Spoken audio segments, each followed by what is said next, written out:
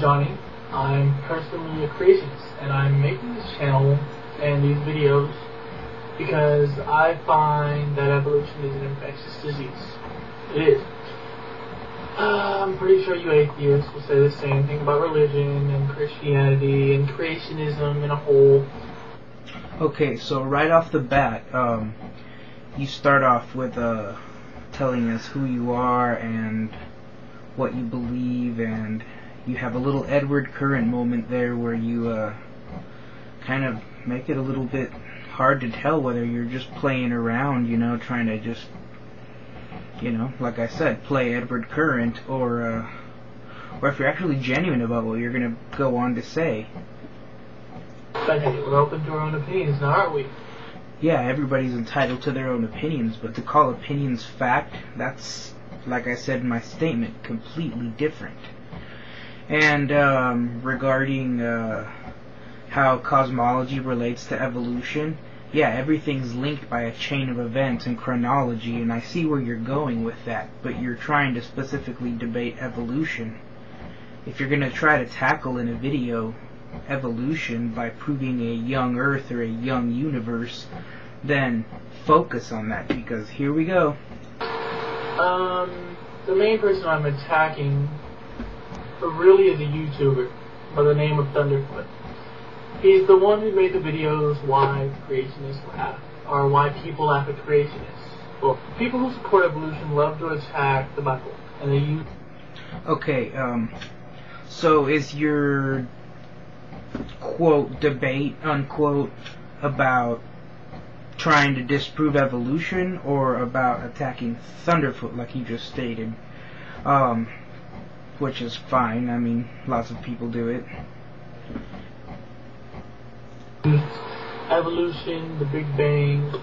They say that religion is just a psychological thing people create up to help them in times of need.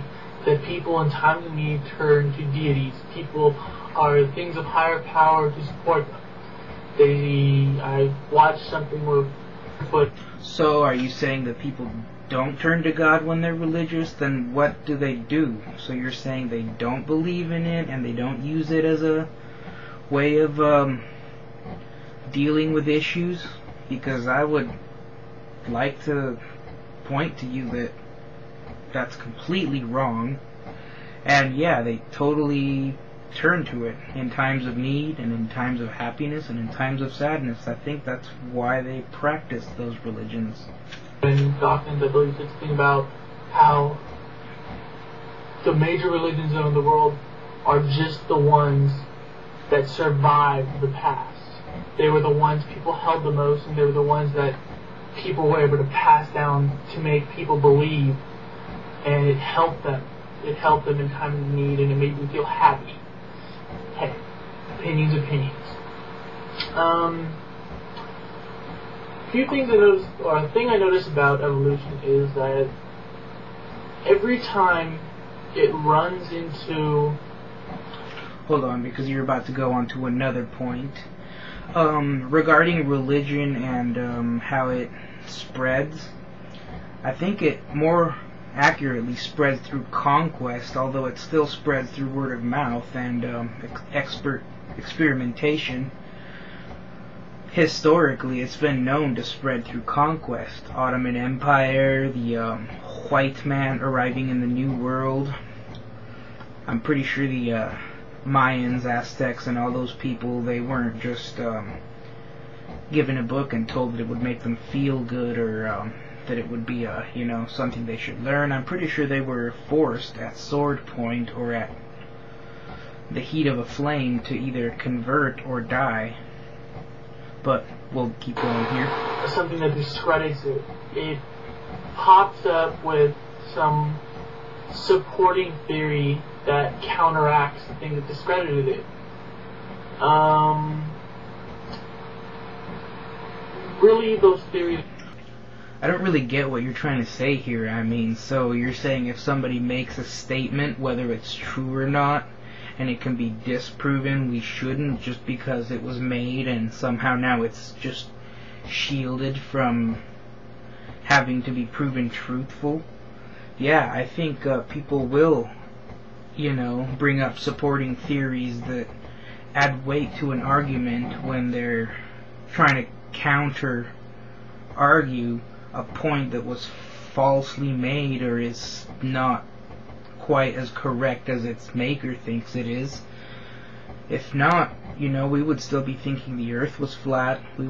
We might even still think that we'd have to make sacrifices, to sky beings so that it could rain, and I don't know, a bunch of other superstition that we would not be able to rebut with common sense or fact, just because, the statement against it has already been made and we're not allowed to make a counter argument no matter how valid it is.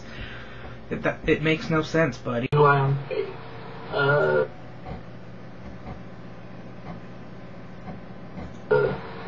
They rely on faith because a lot of those supporting theories are never seen. They have no actual solid testing done. Kind of like, God is never seen, has no supporting testing done. It is more of scientists who have written papers for ideas they think explain why that thing happened in order. And why do you think they write those papers? Do you think they just write those papers?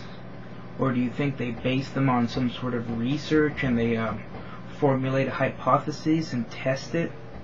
Or do you think they just here, I've got to go to the bathroom. Here, let me take a journal with me. What shall we make up today?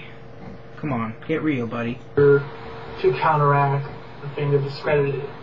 The first thing I'm going to talk about falls into the category of gradualism.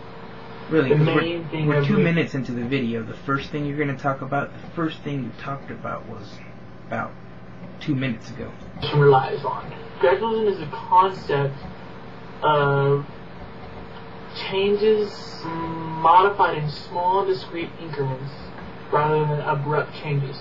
So basically, if we destroy billions of years, that evolution claims, then hey, and here you get to the point where you are saying that yes, if you can prove the universe is not old, then evolution didn't happen. It's sad to say that there's many arguments that can pretty much demolish what you just said. I mean, I even put the links to some of those videos on your page before you ever made any of your videos. Just some wham, bam, thank you, ma'am.